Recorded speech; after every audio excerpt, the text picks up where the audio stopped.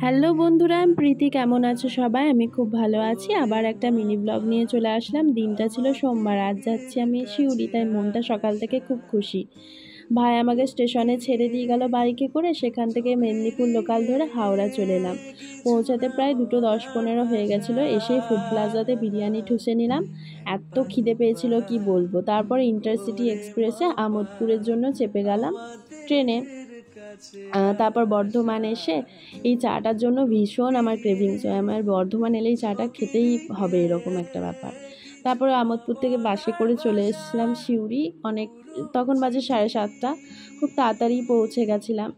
আর এসে মায়ের ভালোবাসা পেয়ে পুরো চাঙ্গা হয়ে গেলাম। ভীষণ টায়ার্ড ছিলাম। আর আমার জন্য সবথেকে বেশি যে অপেক্ষা করছিল সে হচ্ছে এই মানুষটা।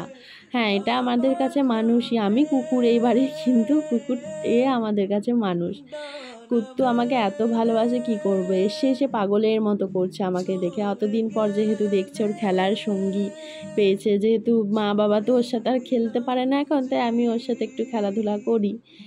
তারপর একটু ফ্রেশ হয়ে বাবা এনে দিয়েছিল মোগলাই, সেটাই খেয়ে নিলাম। এই যে স্বপ্না খেপি চলে এসছে আমার সাথে দেখা করতে।